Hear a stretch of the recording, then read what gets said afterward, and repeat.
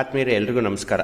ಈ ದಿನ ಒಂದು ಸಮಗ್ರ ಶಿಕ್ಷಣ ಕರ್ನಾಟಕದ ಅಡಿಯಲ್ಲಿ STMC ಸಮೀಕ್ಷೆ 2023-24 ಮಾಹಿತಿಯನ್ನು ಆನ್ಲೈನ್ನಲ್ಲಿ ತುಂಬಲಿಕ್ಕೆ ಬಿಟ್ಟಿರ್ತಕ್ಕಂಥದ್ದು ತಮಗೆಲ್ಲರಿಗೂ ಗೊತ್ತಿರ್ತಕ್ಕಂಥದ್ದು ಸ್ನೇಹಿತರೆ.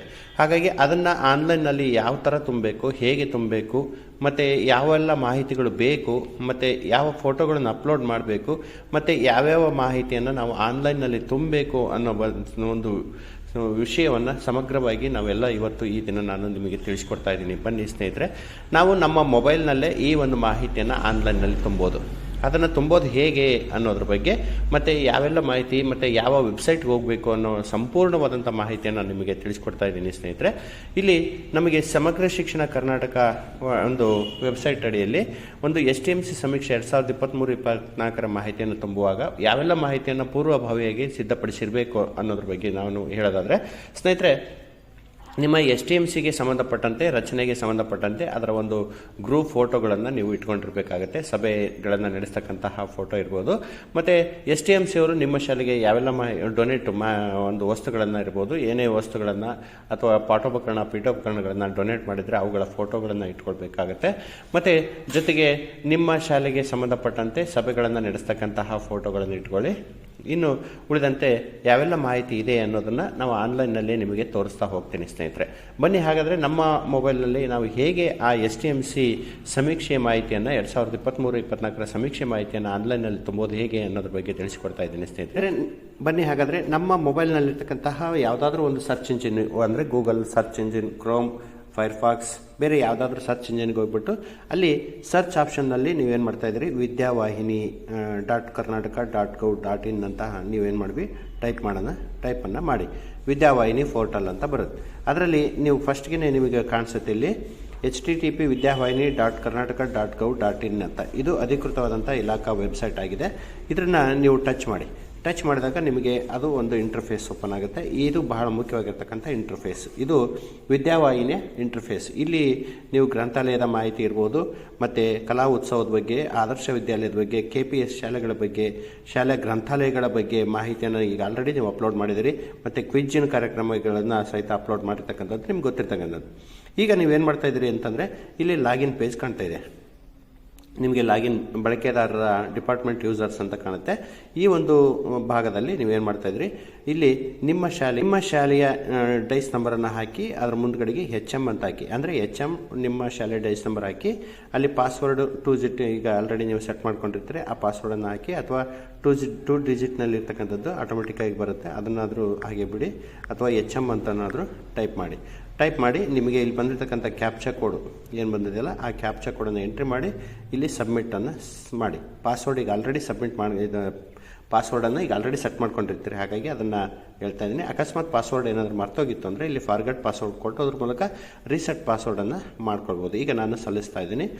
ಸಲ್ಲಿಕೆ ಮಾಡಿದ ಮೇಲೆ ನಿಮಗೆ ಈ ಥರ ಒಂದು ಹೋಮ್ ಪೇಜ್ ಕಾಣುತ್ತೆ. ಇದು ಇಂಟರ್ಫೇಸ್ನಲ್ಲಿರ್ತಕ್ಕಂತಹ ಮಾಹಿತಿ ಇದು. ಇಲ್ಲಿ ನಿಮಗೆ ಏನೆಲ್ಲ ಮಾಹಿತಿ ಇದೆ ಅನ್ನೋದ್ರ ಬಗ್ಗೆ ನೀವು ನೋಡಿರ್ಬೋದು. ಸಾಕಷ್ಟು ಈಗ ಆಲ್ರೆಡಿ ಅಪ್ಲೋಡ್ ಮಾಡಿದ್ದೀರಿ ಕೂಡ. ಹಾಗಾಗಿ ನನಗೆ ಬೇಕಾಗಿರ್ತಕ್ಕಂಥದ್ದು ಯಾವುದಪ್ಪ ಅಂತಂದರೆ STMC ಮಾಹಿತಿ ಇಲ್ಲಿ ಕೆಳಭಾಗದಲ್ಲಿದೆ. ಈ STMCಗೆ ಸಂಬಂಧಪಟ್ಟಂಥ ಮಾಹಿತಿಯನ್ನು ನಾನು ತುಂಬಬೇಕಾಗಿದೆ. ಇದನ್ನು ಟಚ್ ಮಾಡ್ತಾ ಇದ್ದೀನಿ. ಮೇಲೆ ನನಗೆ ಬೇಕಾಗಿರ್ತಕ್ಕಂಥದ್ದು ಯಾವುದಪ್ಪ ಇದರಲ್ಲಿ ಅಂತಂದರೆ STMC ಸಮೀಕ್ಷೆ 2023-24 ಅಂದರೆ STMC ಸರ್ವೆ 23-24 ಅಂತ ತೋರಿಸುತ್ತೆ ಇಲ್ಲಿ. ಅದನ್ನು ನೀವೇನು ಮಾಡಬೇಕಾಗತ್ತೆ, ಆ ಅಕ್ಷರದ ಮೇಲೆ ಟಚ್ ಮಾಡಬೇಕಾಗತ್ತೆ. ಇಲ್ಲಿ ನೀವು ಚಿತ್ರದ ಮೇಲೆ ಟಚ್ ಮಾಡಿದ್ರೆ ಬರಲ್ಲ, ಅಕ್ಷರದ ಮೇಲೆ ಟಚ್ ಮಾಡಬೇಕಾಗುತ್ತೆ. ಇಲ್ಲಿ ನಿಮಗೆ ಇದು ಒಂದು ಮಾಹಿತಿ ಓಪನ್ ಆಗುತ್ತೆ, STMC ಸಮೀಕ್ಷೆ 2023-24 ಅಂತ ಹೇಳ್ಬಿಟ್ಟು. ಇಲ್ಲಿ ಇದರಲ್ಲಿ ಮಾಹಿತಿ ತಾವು ಗಮನಿಸೋದಾದರೆ ಇಲ್ಲಿ STMC ಸಮೀಕ್ಷೆ ಫಾರ್ಮ್ಯಾಟ್ ಡಾಟಾ ನಮೂದು ಮಾಡಲು ಅಧಿಕೃತ ವ್ಯಕ್ತಿಗಳು ಆಯಾ ಶಾಲೆಗಳ ಮುಖ್ಯ ಶಿಕ್ಷಕರು ಈ ಮಾಹಿತಿಯನ್ನು ಫಿಲಪ್ ಮಾಡಬೇಕು, ಅಥವಾ ಆ ಶಾಲೆಯ ಮುಖ್ಯ ಶಿಕ್ಷಕರ ಸಹಾಯದೊಂದಿಗೆ, ಅವರ ಸಹಕಾರದೊಂದಿಗೆ ಆ ಶಾಲೆಯ ಸಹ ಶಿಕ್ಷಕರು ಕೂಡ ಇದನ್ನು ತುಂಬಬೇಕಾಗತ್ತೆ. ಇಲ್ಲಿ ಮುಖ್ಯೋಪಾಧ್ಯಾಯರು STMC ಸದಸ್ಯರ ಸಮ್ಮುಖದಲ್ಲಿ ಈ ಅರ್ಜಿಯನ್ನು ಭರ್ತಿ ಮಾಡಬೇಕು. ಮುಖ್ಯೋಪಾಧ್ಯಾಯರು ಡಾಟಾವನ್ನು ಭರ್ತಿ ಮಾಡ್ತಕ್ಕಂತಹ ಸಂದರ್ಭದಲ್ಲಿ ಡಾಟಾವನ್ನು ಪೂರ್ವಭಾವಿಯಾಗಿ ಅದನ್ನು ವೀಕ್ಷಿಸಬಹುದು ಮತ್ತು ನಿಗದಿತ ದಿನಾಂಕದೊಳಗೆ ಡಾಟಾವನ್ನು ಮಾರ್ಪಡಿಸಬಹುದು. ಒಂದು ಶಾಲೆಯ ಡಾಟಾವನ್ನು ಇನ್ನೊಂದು ಶಾಲೆಯಿಂದ ವೀಕ್ಷಿಸಲಾಗುವುದಿಲ್ಲ. ಅಂದರೆ ನಾನು ಒಂದು ಶಾಲೆ ಒಂದು ಮಾಹಿತಿಯನ್ನು ತುಂಬಿದ್ದೀನಿ, ಬೇರೆ ಶಾಲೆಯವರು ಇದನ್ನು ವೀಕ್ಷಣೆ ಮಾಡಬಹುದಾ ಅಂದರೆ ಖಂಡಿತ ಅದನ್ನು ವೀಕ್ಷಣೆ ಮಾಡಲಿಕ್ಕೆ ಸಾಧ್ಯವಿಲ್ಲ ಸ್ನೇಹಿತರೆ. ಹಾಗಾಗಿ ಅದರ ವೇಳಾಪಟ್ಟಿಯನ್ನು ತಾವು ಗಮನಿಸೋದಾದರೆ ಇದ್ರ ಲಾಸ್ಟ್ ಡೇಟ್ ಯಾವಾಗಪ್ಪ ಅಂತಂದರೆ ಶಾಲೆಗಳು ದಿನಾಂಕದಿಂದ ತುಂಬಲಿಕ್ಕೆ 6/1/2025 ಅಂತ ಇದೆ. ಆಲ್ರೆಡಿ ಸಮಯಾವಕಾಶ ಮುಗಿದೋಗಿದೆ. ಮತ್ತು ಶಾಲೆಗಳು ಮಾಹಿತಿಯನ್ನು ಭರ್ತಿ ಮಾಡಲು ಕೊನೆಯ ದಿನಾಂಕ 13ನೇ ತಾರೀಕು ಕೊನೆಯ ದಿನಾಂಕ ಇದೆ. 13 ಒಳಗಾಗಿ ಈ ಮಾಹಿತಿಯನ್ನು ಭರ್ತಿ ಮಾಡಬೇಕು. ಕ್ಲಸ್ಟರ್ ಹಂತದವರು ಅಂದರೆ ಅದನ್ನು 6/1 ಇದು ಮಾಹಿತಿ ಬಿಟ್ಟಿದ್ದಾರೆ ಆನ್ಲೈನ್ನಲ್ಲಿ. ಕ್ಲಸ್ಟರ್ ಹಂತದವರು 15/1 ಈ ಮಾಹಿತಿಯನ್ನು ಅಪ್ಡೇಟನ್ನು ಮಾಡಬೇಕಾಗಿದೆ ಸ್ನೇಹಿತರೆ. ಹಾಗಾದರೆ ಇದನ್ನು ಮಾಹಿತಿಯನ್ನು ಅಪ್ಡೇಟ್ ಮಾಡೋದು ಹೇಗೆ ಅಂತ ಅನ್ನೋದಾದರೆ ಇಲ್ಲಿ ಮೇಲ್ಗಡೆಗೆ ಒಂದಿಷ್ಟು ಆಪ್ಷನ್ಗಳು ಕಾಣ್ತಾ ಇದೆ. ನಿಮಗೆ ಇಲ್ಲಿ ಮೇಲ್ಗಡೆ ಕಾಣಿಸ್ತಿದ್ದಾವೆ. ಇಲ್ಲಿ ಒಂದು ಮುಖಪುಟ, ಇದು ಮುಖಪುಟ ಆಗಿರೋದ್ರೆ ಈಗ ಸದ್ಯಕ್ಕೆ ನಾವು ಮುಖಪುಟದಲ್ಲಿದ್ದೀವಿ. ಅದು ಬ್ಲಿಂಕಿಂಗ್ ಕೂಡ ಆಗ್ತಾ ಇದೆ ನೋಡಿ, ಗಮನಿಸ್ತಿರ್ಬೋದು. ಈಗ ನಾನು ಮಾಹಿತಿ ಅಂತ ಕಾಣ್ತಿದೆ, ಆ ಮಾಹಿತಿಯನ್ನು ಟಚ್ ಮಾಡಿ. ಮಾಹಿತಿಯನ್ನು ಟಚ್ ಮಾಡಿದಾಗ ನಿಮಗೆ ಮತ್ತೊಂದಿಷ್ಟು ಆಪ್ಷನ್ಗಳು ಡ್ರಾಪ್ಡೌನಲ್ಲಿ ನಿಮಗೆ ಡಿಸ್ಪ್ಲೇ ಆಗ್ತದೆ. ಇಲ್ಲಿ ಬಳಕೆದಾರರ ಮಾರ್ಗದರ್ಶಿ ಕೂಡ ಇದೆ. ಶಾಲಾ ಹಂತದ ಪ್ರಶ್ನಾವಳಿ ನಮೂದಿನ ಎಂಟ್ರಿಯನ್ನು ಮಾಡಲಿಕ್ಕಿದೆ. ಮತ್ತು ಶಾಲಾ ಹಂತದ ಪ್ರಶ್ನಾವಳಿ ಸಲ್ಲಿಕೆ ಫೈನಲ್ ಸಬ್ಮಿಟ್ ಮಾಡ್ತಕ್ಕಂಥದ್ದು ಇಲ್ಲಿ ಕ್ಲಸ್ಟರ್ CRP ಹಂತದಲ್ಲಿ ಇಷ್ಟನ್ನು ಮಾಡಬೇಕಾಗುತ್ತೆ. ಇಲ್ಲಿ ಶಾಲೆಗಳವರು ಮಾತ್ರ ಇಲ್ಲಿ ಮಾರ್ಗದರ್ಶಿ ಮತ್ತು 3 ಆಪ್ಷನ್ಗಳು ಕಾಣಿಸ್ತದೆ. ಅಂದರೆ 2 ಹಂತಗಳಲ್ಲಿ ಮಾತ್ರ ಶಾಲೆಯವರು ಶಾಲಾ ಹಂತದ ಪ್ರಶ್ನಾವಳಿ ನಮೂದಿಸಿ ಮತ್ತು ಶಾಲಾ ಹಂತದ ಪ್ರಶ್ನಾವಳಿ ಸಲ್ಲಿಕೆ ಇವೆರಡನ್ನು ಶಾಲೆಯವರು ಮಾಡಬೇಕಾಗುತ್ತೆ. ನೆಕ್ಸ್ಟ್ ಕೆಳಭಾಗದಲ್ಲಿ ಇಲ್ಲಿ CRP ಹಂತ ಮತ್ತು BRC ಹಂತ ಮತ್ತು DDP ಹಂತ ಮತ್ತು ಡಯಟ್ ಹಂತ, ಹೀಗೆ ಅಲ್ಲಿ ಹಂತಗಳು ಅದನ್ನು ಸಬ್ಮಿಟ್ ಮಾಡಿರ್ತಕ್ಕಂಥ ಮಾಹಿತಿಯನ್ನು ಅವರು ವೆರಿಫಿಕೇಷನ್ ಮಾಡ್ತಕ್ಕಂಥ ಕೆಲಸವನ್ನು ಮಾಡ್ತಾರೆ. ಈಗ ನಾವು ಶಾಲೆಯವರು ಮಾಡಬೇಕಾಗಿರ್ತಕ್ಕಂಥ ಕೆಲಸವನ್ನು ನಾನು ನಿಮಗೆ ತೋರಿಸ್ಕೊಡ್ತಾ ಇದ್ದೀನಿ ಸ್ನೇಹಿತರೆ. ಇಲ್ಲಿ ಶಾಲಾ ಹಂತದ ಪ್ರಶ್ನಾವಳಿ ಅಂತ ಇದೆ, ಅದನ್ನು ಟಚ್ ಮಾಡಿ. ಇಲ್ಲಿ ಏನು ಕಾಣಿಸ್ತದೆ ನಿಮಗೆ, ಅಕಸ್ಮಾತ್ ಇದರ ಮಾರ್ಗದರ್ಶನ ಬೇಕಂದರೆ ಅದನ್ನು ಕೂಡ ಟಚ್ ಮಾಡಿದರೆ ನೀವು ಅದು ಡೌನ್ಲೋಡ್ ಆಗುತ್ತೆ, ಡೌನ್ಲೋಡ್ ಕೂಡ ಮಾಡ್ಕೊಳ್ಬೋದು. ಈಗ ನಾನು ಶಾಲಾ ಹಂತದ ಪ್ರಶ್ನಾವಳಿ ಅಂತ ಇದೆಯಲ್ಲ ಅದನ್ನು ಎಂಟ್ರಿ ಮಾಡ್ತಾ ಇದ್ದೀನಿ. ಇದನ್ನು ಎಂಟ್ರಿ ಮಾಡಿದಾಗ ನಿಮಗೆ ಈ ಥರದ ಒಂದು ಇಂಟರ್ಫೇಸ್ ಕಾಣುತ್ತೆ ಸ್ನೇಹಿತರೆ. ಈ ಥರ ಒಂದು ಇಂಟರ್ಫೇಸ್ ಕಾಣುತ್ತೆ, ಗಮನಿಸ್ತಾ ಇದ್ದೀರಿ ತಾವು. ಇಲ್ಲಿ ಮೇಲೆ ಹೇಳ್ತಾರೆ ಈ ಪೇಜ್ನಲ್ಲಿ ಇದು ಒಂದು ಇಂಟರ್ಫೇಸ್ನಲ್ಲಿ ಅದನ್ನು ನಾವು ಟಚ್ ಮಾಡಿದ ಸಂದರ್ಭದಲ್ಲಿ ಈ ಇಂಟರ್ಫೇಸ್ ಬರುತ್ತೆ. ಇದರಲ್ಲಿ ಶಾಲೆಯ ಸಾಮಾನ್ಯ ಮಾಹಿತಿ 2023-24 ಅಂತ ಬರುತ್ತೆ. ಇದರಲ್ಲಿ ಶಿಕ್ಷಣ ಹಕ್ಕು ಅಧಿನಿಯಮ 2009 ಮತ್ತು ಕರ್ನಾಟಕ ರಾಜ್ಯ RTE ನಿಯಮಗಳು 2012 ಪ್ರಕಾರ STMC ರಚನೆಯಾಗಿದೆ ಇಲ್ವೇ ಅನ್ನೋದ್ರ ಬಗ್ಗೆ ಮಾಹಿತಿ ಕೇಳ್ತಾ ಇದೆ. ಅದನ್ನು ಟಚ್ ಮಾಡಿದಾಗ ಹೌದು ಅಥವಾ ಇಲ್ಲ ಅಂತ ಕೇಳುತ್ತೆ. ಹೌದು ಅಂತ ಅಂದ್ಕೊಳ್ಳೆ ನಿಮಗೆ ಮತ್ತೊಂದಿಷ್ಟು ಆಪ್ಷನ್ಗಳು ಇಲ್ಲಿ ಕೆಳಭಾಗದಲ್ಲಿ ಕಾಣಿಸ್ತಾ ಇದೆ. ಇಲ್ಲ ಅಂತಂದರೆ ನಿಮಗೆ ಅದು STMC ನಿಮ್ಮ ರಚನೆ ಆಗಿರ್ತಕ್ಕಂಥದ್ದು ಸರಿ ಇಲ್ಲ ಅಂತ ಗೊತ್ತಾಗುತ್ತೆ. ಇಲ್ಲಿ ಹೌದು ಅಂತ ಟಿಕ್ ಮಾಡಿದ್ದೀನಿ. ಅದಾದಮೇಲೆ ಇಲ್ಲಿ ಜಿಲ್ಲೆ, ಕ್ಲಸ್ಟರ್, ಶಾಲೆಯ ವರ್ಗ ಮತ್ತು ಶಾಲೆಯ ಹೆಸರು ಆಟೋಮೆಟಿಕ್ ಇರುತ್ತೆ. ನೀವು ಅದನ್ನು ಚೇಂಜಸ್ ಮಾಡೋ ಅವಶ್ಯಕತೆ ಇಲ್ಲ, ಇಲ್ಲಿ ಎಂಟ್ರಿ ಮಾಡೋ ಅವಶ್ಯಕತೆ ಕೂಡ ಇಲ್ಲ ಸ್ನೇಹಿತರೆ. ಮುಖ್ಯ ಶಿಕ್ಷಕರ ಪ್ರಭಾರಿ ಶಿಕ್ಷಕರಾಗಿದ್ದರೆ ಅದು ಇಲ್ಲಿ ಯಾವ ಶಾಲೆ ಹೆಸರೆಲ್ಲ ತೋರಿಸುತ್ತೆ ಮತ್ತು ಮೊಬೈಲ್ ನಂಬರ್ ಎಲ್ಲ ತೋರಿಸುತ್ತೆ. ಇಲ್ಲಿ ಎಂಟ್ರಿ ಮಾಡೋ ಅವಶ್ಯಕತೆ ಇಲ್ಲ. ಇಲ್ಲಿ STMC ಅಧ್ಯಕ್ಷರು ಅಂತ ಬರ್ತಾ ಇದೆಯಲ್ಲ ಅದನ್ನು ನೀವು ಮಾತ್ರ ಎಂಟ್ರಿ ಮಾಡಬೇಕಾಗತ್ತೆ.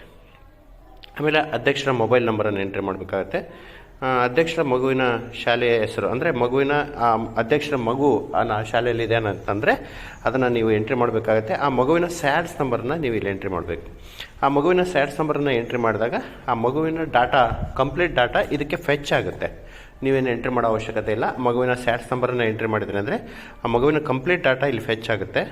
ಅದಾದಮೇಲೆ ನೆಕ್ಸ್ಟು ಆ ಮಗುವಿಗೆ ಸಂಬಂಧಪಟ್ಟಂಥ STMC ಅಧ್ಯಕ್ಷರ ಲಿಂಗ ಕೇಳುತ್ತೆ. STMC ಅಧ್ಯಕ್ಷರ ಶೈಕ್ಷಣಿಕ ಒಂದು ಅರ್ಹತೆ ಕೇಳುತ್ತೆ.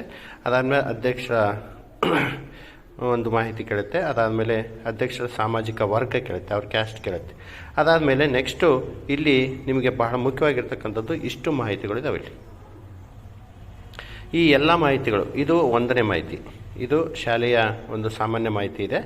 ಈ ಒಂದು ಮಾಹಿತಿ ಆದಮೇಲೆ ನೆಕ್ಸ್ಟು 2ನೇದು ಶಾಲಾಭಿವೃದ್ಧಿ ಮತ್ತು ಮೇಲುಸ್ತುವಾರಿ ಸಮಿತಿ ರಚನೆ ಆಗಿದೆ ಅದರ ಬಗ್ಗೆ ಮಾಹಿತಿ.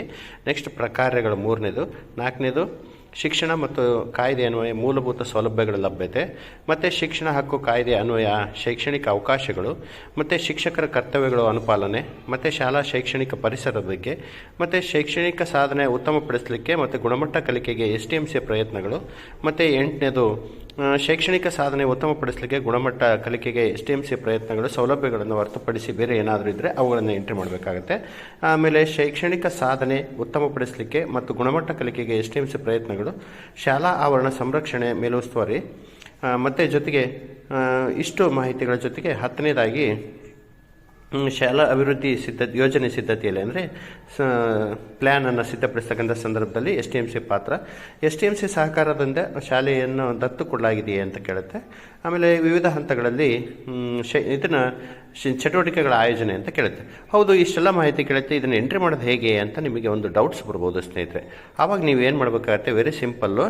ನಾವು ಏನು ಮಾಡ್ತಿದ್ದೀವಿ, ಇದನ್ನು ಟಚ್ ಮಾಡಬೇಕು. ಏನು ಆರೆಂಜ್ ಕಲರ್ ಕಾಣುತ್ತಲ್ಲ, ಇದನ್ನು ಟಚ್ ಮಾಡಿದಾಗ ಅಲ್ಲಿ ಅದಕ್ಕೆ ಸಂಬಂಧಿಸಿದ ಮಾಹಿತಿ ನೋಡಿ ನಮಗೆ ಇಲ್ಲಿ ಡಿಸ್ಪ್ಲೇ ಆಗುತ್ತೆ. ಇಷ್ಟು ಎರಡನೇದಕ್ಕೆ ಸಂಬಂಧಪಟ್ಟಂಥ ಮಾಹಿತಿ ಇಲ್ಲಿ ಡಿಸ್ಪ್ಲೇ ಆಗುತ್ತೆ, ಕಾಣಿಸ್ತಾ ಇದೆ ಅಂತ. ಇದಕ್ಕೆ ಸಂಬಂಧಪಟ್ಟಂಥ ಮಾಹಿತಿಯನ್ನು ನೀವು ಇಲ್ಲಿ ಸಂಪೂರ್ಣವಾದಂಥ ಮಾಹಿತಿಯನ್ನು ನೀವು ಒಂದೊಂದೇ ಕಾಲಮನ್ನು ನೋಡ್ತಾ ತುಂಬ್ತಾ ಬರಬೇಕು. ಅದಾದಮೇಲೆ ಆ ಒಂದು ಮಾಹಿತಿ ಅದಕ್ಕೆ ಸಂಬಂಧಿಸಿದ ಫೋಟೋವನ್ನು ನೀವು ಇಲ್ಲಿ ಅಪ್ಲೋಡ್ ಮಾಡಬೇಕು. ಅಪ್ಲೋಡ್ ಮಾಡಿದ ಮೇಲೆ ಈ ಫೋಟೋ ಇಲ್ಲಿ ಬರುತ್ತೆ. ಆ ಫೋಟೋವನ್ನು ಅಪ್ಲೋಡ್ ಮಾಡಿದ ಮೇಲೆ ಇಲ್ಲಿ ಕೊನೆಗೆ ಇಲ್ಲಿ ನೀವು ಈ ಪೇಜನ್ನು ಸೇವ್ ಅಂತ ಕೊಡಬೇಕು. ಇದು ಎರಡನೇದು. ಹಾಗೆಯೇ ಮತ್ತೆ ಮೂರನೇದನ್ನು ನಾವು ಇಲ್ಲಿ ಎಂಟ್ರಿ ಮಾಡಬೇಕಾದ. ಎರಡನೇದು ಕಂಪ್ಲೀಟ್ ಆಯಿತು ಅಂದಾಗ ಮೂರನೇದನ್ನು ಟಚ್ ಮಾಡಿ. ಮೂರನೇದು ಟಚ್ ಮಾಡ್ತಾ ಇದ್ದೀವಿ. ಮೂರನೇದು ಆರೆಂಜ್ ಕಲರ್ ಏನು ಕಾಣ್ತಾ ಇದೆಯಲ್ಲ ಅದನ್ನು ಟಚ್ ಮಾಡಿದೆ ನೋಡಿ. ಮೂರನೇದು ಟಚ್ ಮಾಡಿದಾಗ ಮತ್ತೆ ಅದಕ್ಕೆ ಸಂಬಂಧಪಟ್ಟಂತಹ ಒಂದು ಸಂಪೂರ್ಣವಾದಂಥ ಪ್ರಶ್ನಾವಳಿಗಳ ಒಂದು ಪೇಜ್ ಓಪನ್ ಆಗುತ್ತೆ. ಆ ಒಂದು ಪೇಜ್ನಲ್ಲಿರ್ತಕ್ಕಂಥ ಎಲ್ಲ ಮಾಹಿತಿಯನ್ನು ಒಂದೊಂದಾಗಿ ಮಾಹಿತಿಯನ್ನು ಫಿಲಪ್ ಮಾಡಿ ನೀವು ಏನು ಮಾಡಬೇಕಾಗತ್ತೆ, ಅದಕ್ಕೆ ಸಂಬಂಧಿಸಿದ ಮಾಹಿತಿಯನ್ನು ಫಿಲಪ್ ಮಾಡಿದ ಮೇಲೆ ಕೊನೆಗೆ ಇಲ್ಲಿ ಸೇವ್ ಅಂತ ಕಾಣುತ್ತೆ. ಅದು ಮೂರನೇದಾಯಿತು. ಹಾಗೆ ಮತ್ತೆ ನಾಲ್ಕನೇದು ತುಂಬಬೇಕು ಅಂದರೆ ಮತ್ತೆ ಆರೆಂಜ್ 4 ಅಂತ ಇದೆಯಲ್ಲ ಅದ್ರ ಮೇಲೆ ಟಚ್ ಮಾಡಿ. ಅದಕ್ಕೆ ಸಂಬಂಧಪಟ್ಟಂತೆ ನೋಡಿ ನಾಲ್ಕನೇದರಲ್ಲಿ ಫೋಟೋ ಕೂಡ ಕೇಳುತ್ತೆ. ಆ ಫೋಟೋವನ್ನು ಅಪ್ಲೋಡ್ ಮಾಡಬೇಕಾಗತ್ತೆ. ಈ ಎಲ್ಲ ಮಾಹಿತಿಯನ್ನು ತುಂಬಿ ಆದಮೇಲೆ ಇದನ್ನು ಅಪ್ಲೋಡ್ ಮಾಡಬೇಕು. ಅದಾದಮೇಲೆ ಕೊನೆಗೆ ಸೇವ್ ಅಂತ ಕೊಡುತ್ತೆ. ಹೀಗೆ ಒಂದೊಂದೇ ಪೇಜನ್ನು ನೀವು ಸೇವ್ ಕೊಡ್ತಾ ನೀವು ಒಟ್ಟು ಹೀಗೆ ಈ 5, 6, 7, 8, 9, 10, 11, 12, 13 ಹೀಗೆ ಮುಖ್ಯ ಪ್ರಶ್ನಾವಳಿಗಳಿಗೆ ಮತ್ತೆ ಪ್ರಶ್ನಾವಳಿಗಳಿರ್ಬೋದು, ಮತ್ತು ಪೇಜ್ಗಳು ಪೇಜ್ ಓಪನ್ ಆಗುತ್ತೆ. ಆ ಎಲ್ಲ ಪೇಜ್ಗಳನ್ನು ಫಿಲಪ್ ಮಾಡಿಬಿಟ್ಟು ಕೊನೆಗೆ ನೀವು ಅದಕ್ಕೆ ಸಂಬಂಧಿಸಿದ ಫೋಟೋಗಳನ್ನು ಅಪ್ಲೋಡ್ ಮಾಡಿ ನೀವು ಕೊನೆಗೆ ಫೈನಲ್ ಸಬ್ಮಿಟನ್ನು ಮಾಡಬೇಕಾಗುತ್ತೆ. ಫೈನಲ್ ಸಬ್ಮಿಟ್ ಹೇಗೆ ಮಾಡೋದು ಅನ್ನೋದನ್ನು ನಿಮಗೆ ಹೇಳೋದಾದರೆ ಇಲ್ಲಿ ಸ್ನೇಹಿತರೆ ಇಲ್ಲಿ ನಿಮಗೆ ಕಾಣಿಸ್ತದೆ. ಎಲ್ಲಿ ನೆಕ್ಸ್ಟು ಈ ಮಾಹಿತಿ ಅಂತ ಕಾಣಿಸ್ತದಲ್ಲ, ಈ ಮಾಹಿತಿಯನ್ನು ಟಚ್ ಮಾಡಿದಾಗ ಇಲ್ಲಿ ಕಾಣಿಸುತ್ತೆ. ನಿಮಗೆ ಮಾಹಿತಿಯನ್ನು ಟಚ್ ಮಾಡಿದಾಗ ನಿಮಗೆ ಇಲ್ಲಿ ಶಾಲಾ ಹಂತದ ಪ್ರಶ್ನಾವಳಿ ಸಲ್ಲಿಕೆ ಅಂತ ಬರುತ್ತೆ. ಈ ಪೇಜನ್ನು ಎಲ್ಲ ಮಾಹಿತಿ ಅಪ್ಲೋಡ್ ಆದಮೇಲೆ ಶಾಲಾ ಹಂತದ ಪ್ರಶ್ನಾವಳಿ ಸಲ್ಲಿಕೆ ಅಂತ ಬರುತ್ತೆ. ಅಲ್ಲಿ ನೀವು ಫೈನಲ್ ಸಬ್ಮಿಟನ್ನು ಕೂಡ ಮಾಡ್ಬೋದು. ಈ ರೀತಿಯಾಗಿ ನೀವು ಈ STMC 2023-24ಕ್ಕೆ ಸಂಬಂಧಪಟ್ಟಂಥ ಸಂಪೂರ್ಣವಾದಂಥ ಮಾಹಿತಿಯನ್ನು ನೀವು ಆನ್ಲೈನಲ್ಲಿ ಫಿಲ್ ಮಾಡಿ ಭರ್ತಿ ಮಾಡಿ ಸಬ್ಮಿಟ್ ಮಾಡಬೇಕಾಗತ್ತೆ ಸ್ನೇಹಿತರೆ. ಇದಕ್ಕೆ ಸಂಬಂಧಪಟ್ಟಂತೆ ಮತ್ತೆ ಇನ್ನೊಂದು ನಾನು ವಿಡಿಯೋದಲ್ಲಿ ಸಂಪೂರ್ಣವಾದಂಥ ಯಾವ್ಯಾವ ಕಾಲಮಲ್ಲಿ ಏನೆಲ್ಲ ಮಾಹಿತಿಯನ್ನು ತುಂಬೋದು ಅನ್ನೋದ್ರ ಬಗ್ಗೆ ಸಂಪೂರ್ಣವಾದಂಥ ಮಾಹಿತಿಯನ್ನು ಮತ್ತೆ ತೋರಿಸ್ಕೊಡ್ತೀನಿ. ಇಷ್ಟು ಮಾಹಿತಿ ತಮಗೆ ತಮ್ಮ ಸಹಾಯಕ್ಕಾಗಿ ಅಂತ ಅಂದ್ಕೊಳ್ತಾ ಎಲ್ರಿಗೂ ನಮಸ್ಕಾರ.